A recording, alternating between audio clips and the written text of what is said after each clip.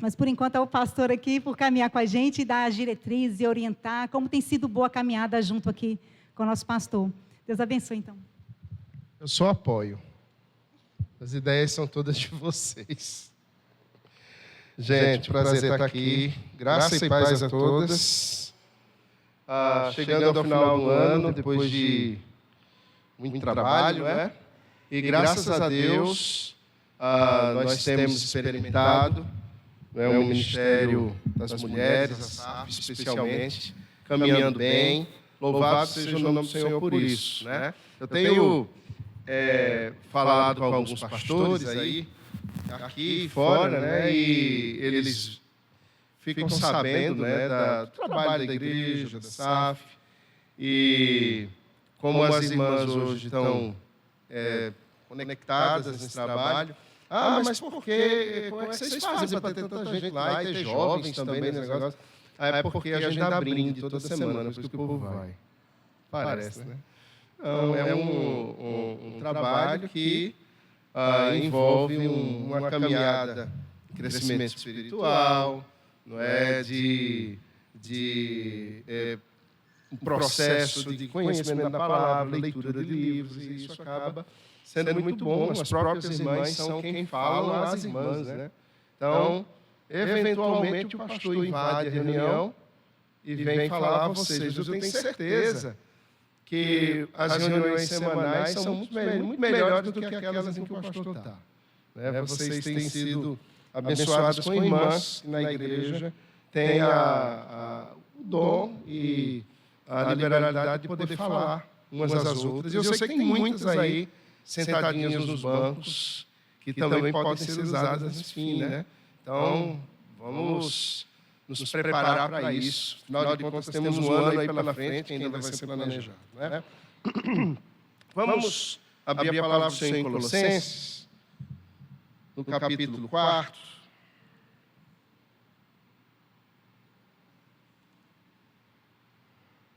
Quero ler com as irmãs no capítulo 4, o verso 2º até o verso 6º.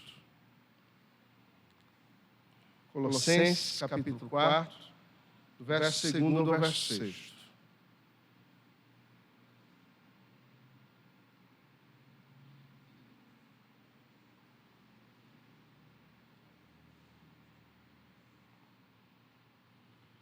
Assim diz a palavra do Senhor. Perseverai na oração, vigiando com ações de graças, suplicai ao mesmo tempo também por nós, para que Deus nos abra a porta à palavra, a fim de falarmos do ministério de Cristo, pelo qual também estou algemado, para que eu manifeste como devo fazer.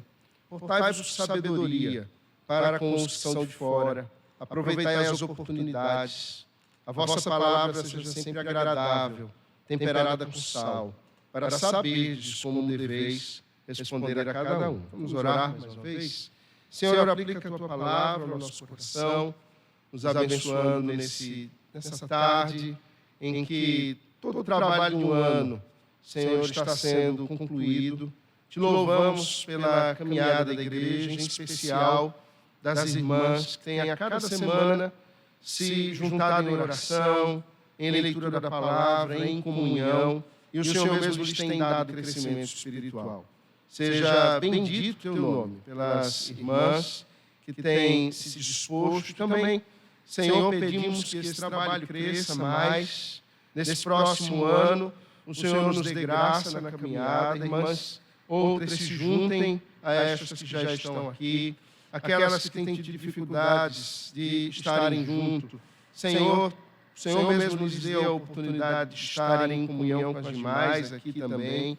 Pedimos, portanto, que o Senhor nos abençoe. Abençoe cada uma das tuas servas, nos seus compromissos no lar, filhos, netos, marido, trabalho. Que o Senhor dê graça a cada uma das tuas servas, para que dê bom testemunho de vida e para que o teu nome seja glorificado. Em nome do Senhor Jesus. Amém. Colossenses 4, 2 a 6. A igreja de Colossos, ela vivia um desafio muito grande. Ela estava no mundo greco-romano e havia uma um pensamento contrário à sã doutrina que entrava na vida, na cidade, na igreja de Colossos, que ficou conhecida como a heresia de Colossos. Paulo estava preso, não tinha como visitar essa igreja para estar com os irmãos, para pastoreá-los, para orientá-los acerca de como eles deveriam se conduzir. Então ele se lança ao que nesse período ele costumeiramente fez, pastorear de longe. Se fosse na nossa época, ele faria uma live com os colossenses, né? Ele faria uma live, ele gravaria um vídeo, ele mandaria postagens no Instagram. Mas era uma época de cartas, e Paulo, então, ali era a internet da época, né? O correio. E o correio já era uma bênção, né? O correio funcionava, e ainda mais esse correio que era um correio cristão, porque eram os próprios crentes que levavam as cartas às igrejas.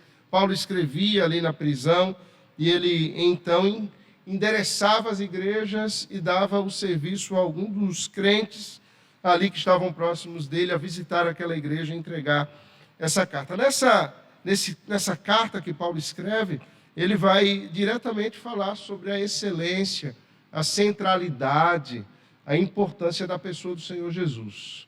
Ele vai dizer que não há ninguém maior do que Cristo, que ele é a imagem do Deus invisível, que Cristo é aonde a nossa vida deve estar centralizada, é Cristo que nos abre a vida eterna, é nele que temos redenção e que temos remissão dos pecados.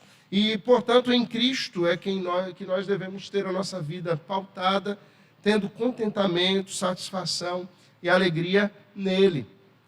Mas os tempos passaram, mas os problemas, eles continuam sendo os mesmos. O desafio que a igreja tem nos nossos dias também é o de se apegar a Cristo, se apegar à sã doutrina, diante de tantas vozes, diante de tantos sons, tantas propostas que o mundo tem para nós. E o desafio é, diante de tudo isso, nós temos a capacidade de identificar aquilo que é de Deus e o que não é de Deus. Entendermos aquilo que nos convém e aquilo que não nos convém. De alguma maneira, de alguma forma, nós somos incentivados ou influenciados pelo mundo a uma vida diferente da vida que a palavra de Deus nos propõe, e isso afeta todas as pessoas, afeta os homens, afeta as mulheres solteiras, as mulheres casadas, afeta os adultos, os jovens, as crianças. E o desafio da igreja não é voltar a uma época antiga, mas é voltar à palavra de Deus. Há duas coisas, né, que, de alguma forma, acabam nos trazendo, nos pegando a mente, o coração e nos apontando um caminho, e nós precisamos pensar sobre isso. Alguns abrem e dizem assim: o que é que tem? O que importa é que eu creia no meu coração e o estilo de vida que eu terei, isso não diz respeito, não é da conta de ninguém. Outros vão dizer assim: não, eu tenho que voltar para o passado e viver uma vida como se vivia há 100 anos atrás. E então, viver uma cultura que era uma cultura antiga. A palavra de Deus não é uma cultura antiga, a palavra de Deus é uma cultura atemporal. Aquilo que o Senhor, Deus, nos dá na sua palavra, não está circunscrito a uma época histórica, nem a uma cultura local. Portanto, voltar à palavra de Deus não é meramente voltar a uma cultura humana antiga. É voltar a algo, sim, que é antigo, mas que não é velho, algo que é novo, constantemente renovado, que é as palavras de Deus, as Sagradas Escrituras. Também, a palavra de Deus, ela nos apresenta uma vida que é distinta da vida que o mundo apresenta, da proposta que o mundo nos dá, e que, de alguma maneira, acaba, inclusive, afetando a vida da igreja. Vocês sabem muito bem que nós vivemos um evangelho brasileiro muito estranho. Não sei quem de vocês assistiu uma live, não é, entre Kleber Lucas e um outro aí essa semana, e Kleber Lucas dizendo que aquele hino, né, que a gente canta na ceia, Alvo Mais Que a Neve é um hino racista. Vocês ouviram isso? Né? Então, veja a que ponto nós chegamos, né? E o camarada batendo um papo com Caetano Veloso, né? Eu acho assim, só o sentar na mesa com um indivíduo como aquele já é pecaminoso. A palavra de Deus diz que a gente não deve se sentar na roda dos escarnecedores. E a gente alguém se sentar com um camarada daquele que está com o pé no bumbo, né? Está com o pé lá na minha época, a gente chamava de Xangô, né? Hoje outro nome, não se dá mais Xangô não, porque o nome Xangô é um nome pejorativo, né? Mas no candomblé, ou nisso, ou naquilo, o cara que está nos terreiros e está lá um pastor sentado, batendo papo. Mas a gente ouve aquilo e acha muito estranho. Mas você sabe que há muitas pessoas que vão ver e achar bonito? E vão dizer, mesmo, sabe? Eu não vou... A gente precisa de uma teologia negra, de uma teologia brasileira. Monique vai dizer assim, de uma teologia chavante, indígena, né? E cada um queira a sua teologia para agradar o seu grupo. E, na realidade, não existe uma teologia para um grupo. A palavra de Deus, ela traz a verdade para todos, de todas as cores, de todas as épocas, de todas as raças. E nós precisamos, nesse tempo que nós vivemos, abrir os nossos olhos e retornarmos à palavra de Deus, a fim de que nós não sejamos, de alguma maneira, enganados por este mundo. Não sejamos, de alguma maneira, afetados por ele e nos desviemos do Evangelho. Hoje é difícil a gente dizer assim, eu sou evangélico, porque o que é ser evangélico? Não é? O que é ser evangélico? A gente está em busca agora de um novo termo que nos qualifique, porque ser evangélico não nos distingue muito mais.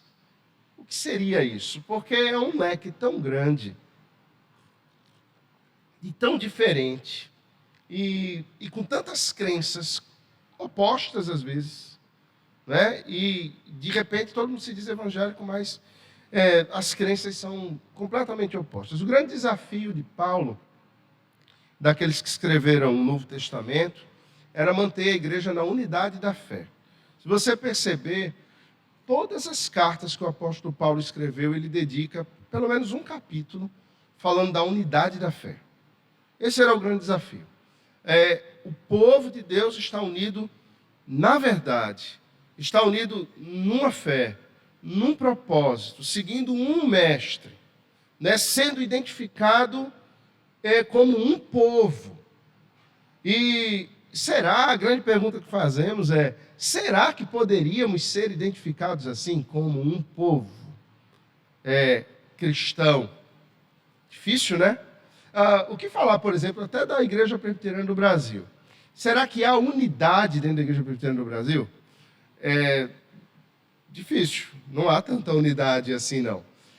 O fato você vai numa igreja e ela é de um jeito, e você vai na outra de um jeito. Ok, as igrejas elas têm uma caminhada, um DNA, uma cultura local, porque vivenciam, mas ao menos a pregação ela deveria ser, o que se canta e o que se prega deveria ser uma identidade única, deveria estar bem conectado. Eu estou dando essa introdução toda, irmãos, para dizer o seguinte, que há um grande desafio, então, de a igreja, ela retomar uma caminhada que seja na unidade da fé, oposta aos princípios deste mundo, e estranha ao mundo mesmo, e esse é o grande desafio que nós como igreja temos, e quando as irmãs se unem em torno de estudo da palavra, de estudarem temas que são afeitos à vida feminina, ao desafio da feminilidade, ao desafio de ser esposa, mãe, irmã, filha, avó, profissional nesse mundo, nós estamos discutindo na palavra de Deus e, querendo ou não querendo, nós estamos marcando uma posição no mundo em que nós vivemos. Ou seja, é claro que cada um de vocês passou esse ano e, à medida que os assuntos foram sendo tratados nas nas pregações, nas palestras, nas preleções que foram feitas, aquele assunto ele alcançou individualmente o coração de cada um de vocês, num aspecto, não é? E de repente uma irmã ouviu aquela palavra e um aspecto daquela palavra foi importante. A mesma palavra que foi dada por outra irmã alcançou de outro jeito outra. E isso é maravilhoso porque o Senhor conhece o nosso coração. E Ele nos abençoa segundo as nossas necessidades. Ele fala conosco individualmente. E certamente vocês pensaram em muitas coisas a partir daquilo que foi ouvido aqui, nas reuniões de vocês, acerca de como a vida deve acontecer, né, de como a vida deve ser vivida. Mas um ponto é central e isso deve ter apontado o mesmo caminho para todas vocês.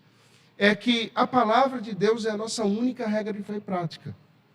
E é nessa palavra que nós vamos ter os meios para o contentamento, para as nossas virtudes, para a nossa vida vivida nesse mundo. E, em suma, o que acaba ficando de tudo que foi dito é que a fé, a doutrina, o evangelho, ele toca toda a nossa existência e tudo com que nós nos envolvemos.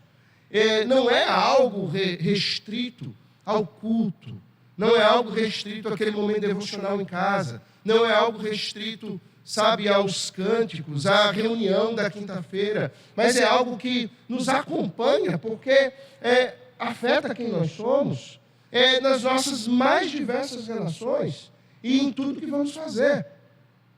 No desafio doméstico, no desafio profissional, no cuidar dos filhos, no lidar com um marido difícil, nas contas de casa, nas feiras que precisam ser feitas, em todas as coisas o Evangelho se faz presente e norteia a minha vida, na maneira como eu lido com as dificuldades, com o meu próprio coração, com o meu descontentamento. Alguém esse ano, será que experimentou algum tipo de descontentamento e reclamou de alguma coisa?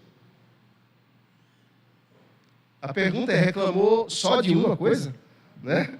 Nós temos um espírito descontente, mas a gente é levado a olhar para o Senhor e a ter contentamento nele. E Paulo escreve lá aos Colossenses, conquanto essa mensagem não seja exclusiva para as mulheres, mas eu tenho em mente que Paulo, quando escreve esse texto, ele tem em mente também as irmãs. Ele tem em mente homens, mulheres, adultos, crianças e velhos, uma igreja multigeracional.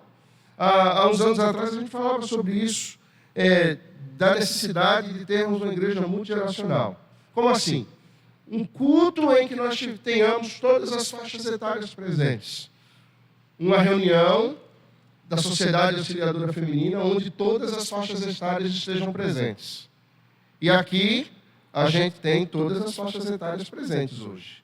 De meninas a adolescentes, a jovens, mulheres recém-casadas, mães que estão esperando nenê, mães que acabaram de ter nenê, mães que já estão esperando, avós que já estão esperando os netos, ou que as filhas têm os seus filhos, as mais diversas faixas etárias, isso é uma bênção. Mas há um desafio, porque eu arrisco dizer, irmãs, está tão bom, né? Mas eu arrisco dizer que a gente está só no começo e que a gente tem um caminho muito longo pela frente. E os caminhos, eles costumam ser muito bons no início. No início tudo é muito bom e a gente, sabe, fica muito animado. Mas à medida que o caminho vai se tornando longo, a gente vai ficando cansado. É como a gente fazer viagem com criança. Já fez viagem com criança no carro? Quando vai sair de casa é a maior festa. Todo mundo entra no carro. Lá em casa a gente costuma botar um cooler no banco de trás, com água, uma sacola com todo tipo de comida, e o povo vai ali comendo. Daqui a meia hora, começa uma pergunta mágica. Está chegando? Não é assim? E aí a pergunta ela começa a ser feita a cada 10 minutos. Pai, está chegando? Está muito longe? Está chegando. Aí ela vai reduzindo para 5 minutos. A cada 5 minutos. Está chegando? Não, ainda tem muito chão. Mas tem quanto? Mas a gente não chegou nem na metade. Mas o que é ainda não ter chegado na metade? Falta quanto tempo? E daqui a pouco isso passa a ser a cada minuto, depois a cada 30 segundos, a cada 10 segundos, e já chegou, quem já experimentou isso, né? Ou seja, a ansiedade vai batendo. Uma coisa que Paulo fala aqui aos Colossenses, e eu creio que se aplica a nós, é perseverai. Perseverança. A perseverança é nós permanecermos numa posição. É nós permanecermos numa postura. É nós permanecermos num rumo, num processo no qual nós entramos. Perseverai. O perseverar é o contrário de esmorecer. Perseverar é o contrário de desistir. É o contrário de parar. Quantos ministérios deram início nas igrejas, até aqui mesmo, no decorrer dos 48 anos dessa igreja, que ficaram no caminho e que não prosseguiram, né? Nós precisamos perseverar naquilo que está sendo feito, perseverar nesse trabalho. E quando eu estou falando, eu estou falando individualmente, pessoalmente. Sabe por quê? Porque quem faz um trabalho como esse não é a Priscila, não é a diretoria da SAF, não é o pastor da igreja, mas é a perseverança de cada uma das servas de Deus. Que, veja, numa quinta-feira de tarde, às 4h, está na igreja. Gente, tinha horários melhor não. Mas é o horário que foi estabelecido, não fui eu que estabeleci também não, nem sei quem foi. Não sei se foi um anjo que desceu e disse que era essa hora. Eu sei que se costuma reunir nesse horário, né? E tem funcionado, mas no decorrer do ano que adentra, vai acontecer, e eu quero que você se lembre de mim não como um profeta da desgraça, tá? Mas na quinta-feira do ano que vem, para se reunir, vai surgir tanta coisa para você não perseverar. Vão surgir tantas propostas para você não perseverar. Para que você não possa estar reunida em oração. Para que você seja impedida de crescer na unidade da fé com as irmãs. E ouvir juntas, e conversarem juntas, e terem aquele momento de comunhão. Tudo isso faz parte de um processo de crescimento muito grande. A bênção não está apenas em ouvir a palavra, mas as conversas intencionais que se dão a partir dessa palavra que é dada. Isso também traz um crescimento e uma unidade na fé muito grande. Então, é um tempo muito importante, mas vai demandar perseverança. Mas não é uma perseverança só assim, eu quero, vou botar na minha agenda e eu vou. Irmãs, é uma perseverança em oração, e em vigilância, e em ações de graça. São 3 coisas. Em oração, as Escrituras dizem que está escrito que nós devemos vigiar e orar sem cessar. Né? Nós precisamos estar no espírito de oração, constantemente atentos e em comunhão com o Senhor acerca da vida que nos cerca. Então, é perseverança na oração, mas na oração do quê? Eu sei que vocês têm, certamente, a lista de oração de vocês. Você tem os filhos para orar por eles, marido para orar por eles, os pais, quem tem os pais vivos ainda, para orar por eles. Mas não só isso, vocês têm o país para orar por eles, a igreja para orar por ela. O texto vai dizer assim, e aí Paulo aproveita, né, no verso 3, diz, suplicai ao mesmo tempo também por nós. Ore por mim. Então eu vou usar a palavra de Paulo, né? Se não tiver pelo que orar, ore por mim. Já vai ser um fardo suficiente para a sua vida. Então, orar pelos pastores, orar umas pelas outras, a lista de oração é interminável. É imensa. Isso pode ocupar um dia inteiro. Mas não é só essa oração intercessória, mas ele vai dizer, Paulo, que essa perseverança ela deve acontecer em vigilância. Irmãs, nós não estamos e nunca estivemos, nós nos enganamos, ou se engana quem acha que em algum momento a igreja esteve num ambiente pacífico. O mundo é um mundo perigoso. O Senhor Jesus disse que estar no mundo era uma realidade para nós, mas que esse mundo é um mundo mau, tanto que ele pede para que o Senhor nos livre do mal. Às vezes, nós nos enganamos achando que o mundo é pacífico. Nós nos enganamos que o tempo é bom. O tempo nunca foi bom. O espírito do século nunca foi bom. Ele talvez, nos tempos mais recentes, não tenha tido o disparate, tenha sido tão descarado como ele é hoje. O espírito do século ele alcançou um nível de descaramento que ele nem maquia mais o mal que ele quer fazer. Ontem mesmo eu atendi um avô aqui, Monique, que me encaminhou, né, esse irmão, um pastor de uma igreja batista, um servo de Deus, e ele está criando uma neta de 10 anos de idade. E ele me falava que um dos aspectos do porquê ele levou a neta para a casa dele, ela vivia na casa da outra avó, é que a outra avó, ela é, assim, bem ideológica, e a avó dizia à menina o seguinte, que ela precisa experimentar de tudo, para descobrir se ela é um menino no corpo de uma menina, ou se de fato ela é uma menina no corpo de uma menina. A menina tem 10 anos de idade. 10 anos de idade. A avó trabalha na prefeitura do Recife, lá num órgão da defesa dos direitos LGBTQYZ, megahertz, 102.4 FM, AM, e trabalha nesse grupo. Então, veja a ideia. Mas isso não é novo, isso é descaradamente novo. Hoje é descarado, mas sempre existiu. Se tomou um ar mais ousado. Mais ousado.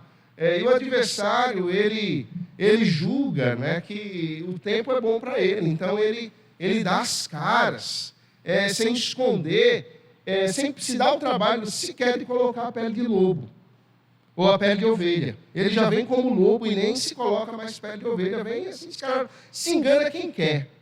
Mas os tempos são tão difíceis e nós somos bombardeados com esse descaramento de uma maneira tão grande, irmãs, que se nós não vigiarmos por nós, pelos nossos filhos, pelos nossos irmãos, se nós não vigiarmos pelas pessoas que estão no raio de influência que o Senhor nos deu, nós sucumbiremos.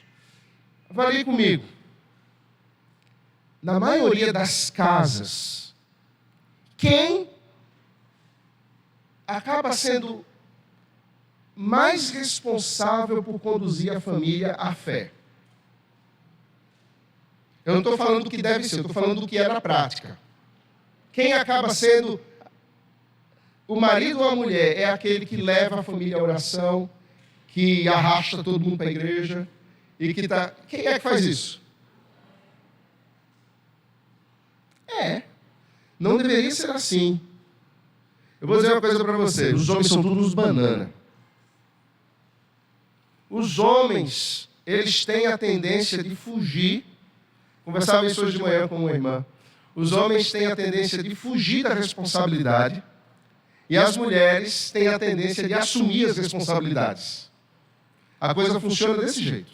Homem foge de responsabilidade. Mulher assume responsabilidade. Se na sua casa é assim, não tem nada novo embaixo do sol.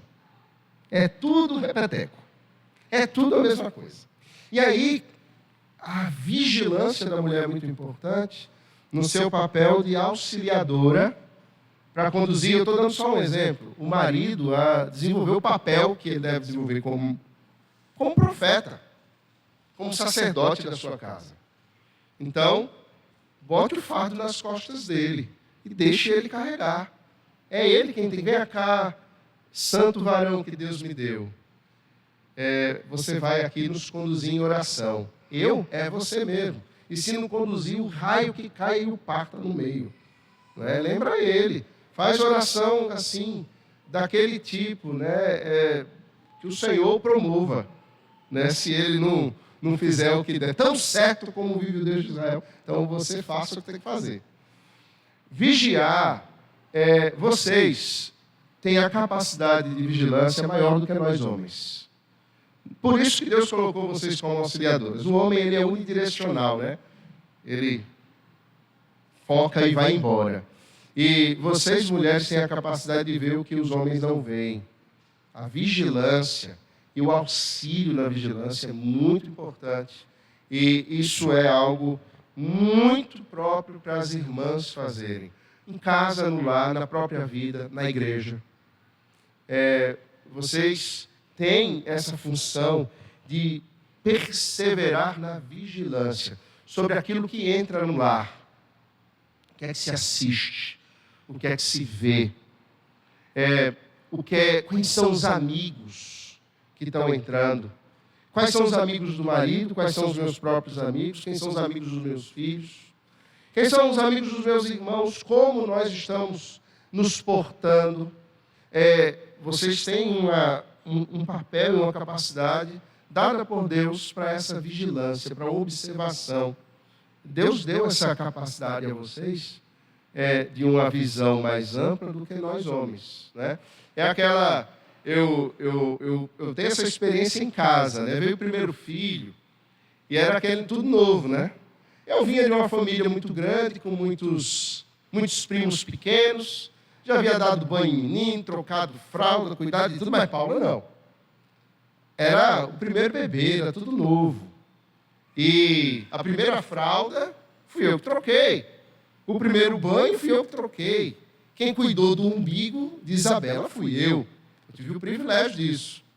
Quando veio o segundo, eu era completamente desnecessário. Ela já sabia fazer tudo, não é? E era uma menina pendurada aqui no peito, a outra correndo aqui, ela fazendo, veio o terceiro. Aí era uma pequena agarrada na calça, a outra pendurada no peito, não é? Uma outra pendurada, agarrada no braço e ela fazendo almoço. Então, é a capacidade que a mulher tem que Deus não nos deu a nós homens. Mas vigiar envolve, irmãos, a gente estar firmado nas Escrituras, porque como é que a gente vai ter consciência do que é pernicioso à nossa vida, a vida dos nossos, se nós não estivermos firmados na verdade? Nós só podemos identificar a mentira se nós conhecermos a verdade. Nós só podemos identificar o engano se nós conhecermos aquilo que é verdadeiro. Portanto, conhecer o que é inimigo, o que vem contra nós, envolve nós termos conhecimento das Sagradas Escrituras. Nós nos firmarmos nela, para darmos bons conselhos. Vigiar envolve nós sabermos aquilo que está sendo dito e confrontarmos o engano com a verdade.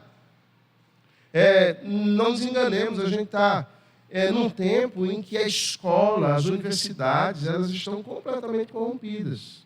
Não é? E eu converso com jovens aqui que estão em época de faculdade e eles dizem coisas assim que na minha época era impensável. Na minha época de faculdade, quando o mundo fosse o mundo fosse mal, não existia nada disso na universidade. Né? Hoje, você vai fazer um curso de medicina e você tem lá a ideologia presente. E você tem um ensino pernicioso presente. E não são poucos aqueles que têm sucumbido diante disso. Agora vem um terceiro desafio, e aí sim, eu diria, esse é um grande desafio para nós, aí, especialmente para as irmãs. Um espírito de ações de graças. Quem de vocês, não precisa levantar a mão aqui, gosta de murmurar? Quem de vocês hoje já reclamou de alguma coisa? Só hoje, só hoje. Teve alguma reclamação de alguma coisa hoje? Precisa se acusar, não. Eu sei que teve. Talvez não tenha sido nem em palavras, mas só no pensamento. Né? Ações de graças envolve um coração contente no Senhor. E olha, o marido sempre vai poder ser melhor. Os filhos sempre vão poder ser mais educados. A casa sempre vai poder estar mais arrumada. Não é? Vocês sempre poderão ter um sapato ou uma bolsa a mais. Sempre cabe no guarda-roupa. E sempre vai combinar com uma roupa que vocês já têm. Mas nada disso é capaz de dar contentamento. E nada disso pode ser aquilo que tira o nosso contentamento. O cansaço tira o nosso contentamento. Mas nós não podemos permitir que Ele se instale em nós e tire a capacidade de nós sermos gratos no Senhor. Será que nós temos tudo? A casa da gente é exatamente como a gente gostaria, os filhos são exatamente como nós gostaríamos, o marido se porta exatamente como nós gostaríamos, as coisas funcionam, sabe, no reloginho suíço, direitinho, como a gente planejou. Eu acho dizer que a maioria das coisas que nós planejamos não acontecem do jeito que a gente quer. Concorda comigo? É só na minha casa que é assim. Eu costumo fazer planos, eu gosto. Mas meus planos sempre nunca dão certo. Sempre é de outro jeito que vem. Porque o Senhor diz assim, o coração do homem, e eu vou dizer aqui, o da mulher também, tá? Pode fazer planos. Pode. Faça. Você pode fazer planos. Você deve fazer. O nosso coração é inclinado a planejar. Planeja o ano 2023. O que é que você quer fazer? Ah, eu quero pintar meu cabelo de vermelho. Pinto não. Né? Eu quero fazer uma viagem. Eu quero trocar minha cozinha. Eu quero uma sala nova. Eu quero que meu marido faça o culto doméstico. Planeje, coloque isso diante do Senhor e ore por isso. Vigie por isso. Mas não perca o seu contentamento se as coisas não saírem como você quer que saiam. Dificilmente sairão. Nós faremos planos, mas o Senhor vai nos conduzir pelo plano dele. E muitas vezes o plano do Senhor não é exatamente aquilo que a gente quer. O plano do Senhor vai virá com elementos que vão nos dar muito ânimo, mas também virá com um elemento que vai testar a nossa fé. Vai nos conduzir à dependência dele, vai nos conduzir aos pés dele, vai nos conduzir a buscarmos mais a ele. E aquilo que a gente precisa aprender, a gente só vai sair desse estágio se nós aprendermos. O ano 2024 vai virar um looping temporal, se a gente não aprender aquilo que o Senhor quer que nós aprendamos. Já teve aquelas coisas na vida que elas demoram para passar? E você fica naquele, até que você se submete e aprende a lição. Aí o Senhor diz, muito bem, servo vagaroso, mas fiel. Como aprendeste a lição no pouco? Vou te dar uma lição maior agora. E nos leva a um estágio mais elevado. Mas tudo isso no contentamento. Será que é possível as servas do Senhor terem contentamento nas pequenas coisas? A gente costuma querer grandes coisas para termos contentamento. Grandes conquistas. E a gente então faz os planos e cria uma expectativa sobre eles. E se isso acontecer, eu darei um culto de ação de graças. Mas nós esquecemos de ter contentamento, um coração grato no Senhor, diariamente pelas pequenas coisas que Ele nos dá. Já deu graças ao Senhor porque chegou aqui inteira, em paz? Já deu graças ao Senhor por estar sentado aqui com outras irmãs? Por chegar no dia 15 de dezembro? Bom, o presbítero Edilson, no dia 1º de janeiro, já estava dizendo que o ano estava acabando, né? E, de fato, ele estava certo, já chegando no dia 15 de dezembro. Mas chegamos vivos, inteiros. Teve gente aqui que passou por muitas lutas, que perdeu entes queridos, que perdeu negócios, perdeu poder aquisitivo, teve enfermidades, não é? Mas o Senhor nos conduziu com sua boa mão. Ele nos conduziu. O Senhor, Ele não vai permitir que a gente viva o céu aqui, porque aqui não é o céu. Nós precisamos ter contentamento com a simples expectativa de que a gente está chegando lá. Mas que o Senhor também nos dá graça enquanto nós estamos aqui. No meio da provação, da enfermidade, da luta, da dificuldade que nós enfrentamos, o Senhor nos dá. E enquanto nós estamos perseverando, isso envolve uma caminhada, né? A gente está num caminho, nessa perseverança, indo adiante. Enquanto nós estamos caminhando, o texto vai dizer que nós devemos estar preparados, e o apóstolo Paulo dá o exemplo de aproveitar as oportunidades, de aproveitar aquilo que Deus apresenta para que nós falemos do mistério de Cristo. O mistério de Cristo. Falar do mistério de Cristo, irmãos, não é simplesmente a gente botar uma caixa de sapato e subir em cima dela e pregar em praça pública. Mas o Senhor, Ele nos dá um campo de influência em que nós devemos falar do mistério de Cristo. Em primeiro lugar, ao nosso próprio coração, mas na nossa própria casa. Será que no nosso lar, nossa casa, ela realmente conhece o mistério de Cristo? Quando Paulo fala do mistério de Cristo, eu penso que ele está falando de algo mais profundo, né? Quando fala assim, algo misterioso, é algo que não está ao alcance de todo mundo. É algo que não está assim, em cima da mesa. É algo que requer busca. É algo que requer que nós nos dobremos e saiamos à caça disso. E ele diz, olha, falar do mistério de Cristo, ele está falando de se aprofundar. Ele está falando de um fundamento mais profundo. O que o Ministério Feminino, a SAF, faz aqui, não pode ser o fim. Isso é só um meio. Não é o fim. Essa reunião não é o fim. Ela é um meio. Um meio de quê?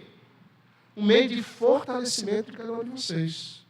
Um meio pelo qual o Senhor dá o fundamento, o fortalecimento, o alimento, para que vocês vão e vivam. E multipliquem o mistério de Cristo aonde estiverem. Por exemplo, vocês estudaram o livro Ídolos do Coração, de Elyse Fitzpatrick. Aí pode levantar a mão se quiser. E só levante se isso for fato para você. Quem de vocês descobriu algo novo ao estudar esse livro, de aplicabilidade à sua vida, e disse assim, poxa, como eu deveria ter conhecido isso antes e aplicado isso à minha vida? Quem é que descobriu alguma coisa assim? Não é? Eu, quando li esse livro, lá, muitos anos atrás, eu digo assim, uau, que coisa fantástica. Né? E eu disse, esse livro é imperdível. Ele está nos 10 mais. Ele precisa ser lido. Não é? Agora, eu pergunto, quantas pessoas precisam ouvir sobre isso? Precisam ouvir sobre essa verdade de que nós somos idólatras, de que o nosso coração é um coração idólatra. E muitas das coisas que nós fazemos e fizemos até hoje, que nós julgávamos que era fé genuína, não era fé coisa nenhuma, era pura idolatria. Percebe? Muitas das coisas que nós vivenciamos, praticamos, queremos e pelas quais lutamos são meros ídolos. E, portanto, quando vocês são impactadas com isso, o objetivo é que, na vida, vocês levem esse mistério adiante. Por exemplo, a gente falou sobre contentamento. Né? Certamente, ao falar e ouvir sobre contentamento, algum aspecto daqueles alcançou aí seu coração. Mas, com o propósito só de a gente ouvir uma palavra boa e ocupar uma tarde, desafio de viver, desafio de colocar em prática isso. E Paulo vai dizer que, com isso, com a perseverança na oração, na vigilância e com ações de graças, nós vamos ou devemos, há uma ordem aqui, nós temos a obrigação de nos portar com sabedoria para os que são de fora, aproveitando as oportunidades, com uma palavra que seja agradável, temperada com sal, para então sabermos como devemos proceder em cada caso e com cada pessoa. O Senhor nos dá a sabedoria, e a verdadeira sabedoria, ela é personificada em Jesus. Jesus é a sabedoria. Né? O livro de Provérbios trata a sabedoria como uma pessoa. Se você lê Provérbios, sabedoria é uma pessoa em Provérbios. Ela é uma pessoa. A sabedoria de Deus é o Senhor Jesus. Ele é o conhecimento de Deus. E sobre isso, Paulo vai falar nesse texto. de Colossenses, falando sobre o Senhor Jesus, falando, não é, que Ele é o primogênito dentre os mortos, que Ele é a primazia de todas as coisas, que nele está toda a plenitude de Deus. Ele é o conhecimento de Deus personificado, aí dizer que Ele é o verbo de Deus, Ele é a palavra de Deus. Portanto, vivenciar e se portar com sabedoria é nós vivermos como verdadeiros seguidores de Cristo. Sermos verdadeiros discípulos de Cristo, discípulas de Cristo. E isso vai nos levar a termos sabedoria em como falarmos. Você tem dificuldade em falar? Eu tenho. Você tem dificuldade em falar? Saber quando dizer a verdade, em amor, saber quando confrontar. Já confrontou o marido no momento errado? Sabe o pior momento para confrontar o marido? A hora que ele chega do trabalho, cansado, querendo tomar um banho, comer e pensar em nada. Porque, por incrível que pareça, o homem tem a capacidade de pensar em nada. Se ele estiver assim, e você está pensando no quê? E ele disser, estou pensando em nada. Acredite. Acredite. Acredite. Nós temos um poder de nos... A gente deixa de existir por alguns momentos. A gente entra num vácuo de existência e a gente não sabe quem a gente é, onde a gente está. A gente simplesmente se apaga ali. O homem tem essa capacidade. Eu estou dizendo a vocês. É certo. É verdade. Assim como o homem nunca vai saber o que é uma TPM de verdade, vocês nunca vão compreender essa capacidade de pensar em nada. Que só nós temos. Esse não é um bom momento. Escolha um momento melhor. Não é? Sabedoria envolve falar do jeito certo, a coisa certa, na hora certa. É a oportunidade. Mas aproveite a oportunidade. Não deixe a oportunidade passar. Use e fale uma palavra agradável e temperada com sal. Imagine se todos nós fôssemos tão sábios que a nossa palavra fosse uma palavra agradável. Quem não gosta de ouvir uma palavra agradável? Até quando você já se deparou com alguém que quando vai lhe chamar a atenção, o jeito que a pessoa chama a atenção, você fica assim, você está agradecendo porque apanhou, obrigado por ter me batido. Já viu gente assim? Tem gente que é assim. Tem uma capacidade de conduzir a pacificação. Eu não tenho essa capacidade. Pastor Sérgio é meio assim. Aquele jeito. Só não quando ele vai no Detran. No Detran não é desse jeito, mas fora do Detran ele é um pacificador. Você nem fala Detran com ele já começa a ficar nervoso. Né? Mas, tirando o Detran, Pastor Sérgio é um pacificador. Eu não podia deixar de lembrar desse fato. Né? É um marco, né? Pastor Sérgio nervoso é um marco. A gente não pode esquecer nunca um fato desse. Porque se ele ficou, eu posso ficar. Né? Então, eu me sinto muito bem.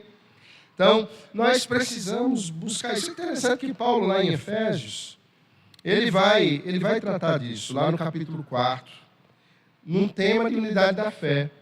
E veja o que ele diz. Eu penso que isso é uma palavra agradável e temperada com sal. Por isso, deixando a mentira, fale cada um a verdade com o seu próximo, porque somos membros uns dos outros. Ele vai dizer assim, irai-vos, mas não pequeis. Não se ponha o sol sobre a vossa ira, nem deixe lugar ao diabo. Ele está dizendo assim, você pode se irar pelas coisas certas. Ira não é jogar prato na parede. Ira não é jogar água quente no vidro do marido quando ele estiver dormindo. Não é isso. Eu não quero dar ideia a ninguém, por favor. Né? Ira não é a gente sair gritando. Existe uma ira que é um descontentamento contra o pecado. Esse é o descontentamento possível. E a ira santa, uma ira possível, é quando nós nos iramos contra o mal, contra o pecado. E nós não podemos tolerá-lo. Mas mesmo quando isso acontece, o texto vai dizer que a gente não deve dar lugar ao diabo nisso. E ele vai dizer do que seria dar lugar ao diabo. Ele vai dizer, palavra torpe, no capítulo 20, no verso 29 de Efésios, capítulo 4. Não é? Mais adiante ele vai dizer, a gritaria, a cólera, a amargura, a blasfêmia, a malícia. Essas coisas são próprias de uma ira pecaminosa. Ao passo que, se nós estamos orando, vigiando, e nós estamos buscando ao Senhor uma perseverança com ações de graças, a gente vai ser capaz de tratar os assuntos mais difíceis com contentamento e não fazendo uma guerra de ídolos. A maioria das vezes, os nossos problemas acontecem porque nós colocamos os nossos ídolos para rivalizar com o ídolo do outro. Então, nós devemos nos certificar de que os nossos assuntos, as nossas conversas, não se tratam de ídolos, mas se tratam da glória de Deus. Aquilo que não diz respeito à glória de Deus, que não fere a glória dele, são coisas que dá para nós passarmos por cima. A gente pode suportar. A gente pode ir adiante. Às vezes são questões de mera compreensão pessoal, preferência, não diz respeito à glória de Deus. Mas aquilo que diz respeito à glória de Deus é algo que nós não podemos nos omitir.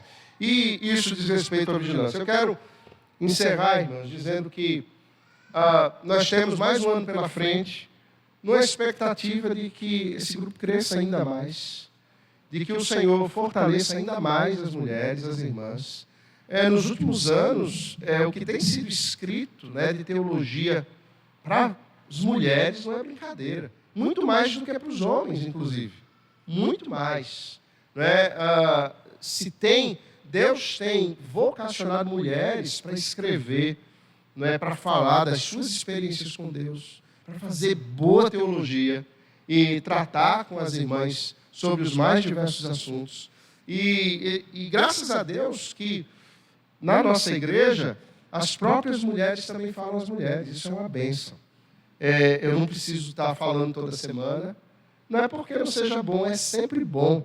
Mas é porque é muito melhor quando a coisa parte de vocês para vocês. Claro, como Priscila disse, eu me envolvo lá na escolha do material, Priscila, eu proponho. Eu digo esse não, esse sim. Então, eu vou dando as minhas opiniões, os meus pitacos.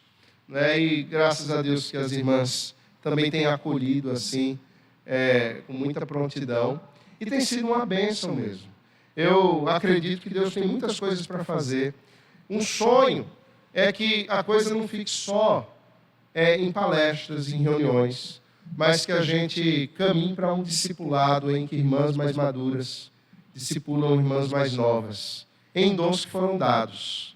De repente, eu sei que tem irmãs aqui que sabem e têm prendas nas mais diversas áreas, desde a economia e os cálculos, a cuidar de filhos e tudo mais, que podem ser ensinados umas para as outras.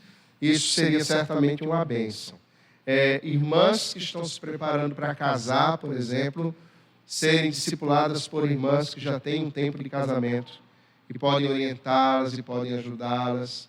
Isso certamente seria enriquecedor. O cumprimento de Tito, do texto de Tito, que diz que as irmãs mais maduras devem ensinar as irmãs mais jovens a serem boas donas de casa, a amarem os seus maridos e todo o resto.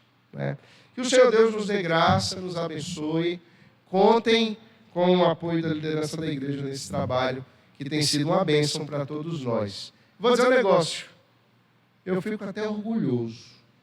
Quando eu vou aí nos lugares, tem umas fotos que eu peço para a Priscila mandar. Eu digo, ei, pastor, como é a SAF lá na tua igreja? Normalmente, os pastores dizem assim, rapaz, vai lá um pouco as irmãs. Na maioria das vezes é assim. Não é normal a gente ter isso que vocês estão tendo aqui. Não é normal. Tá?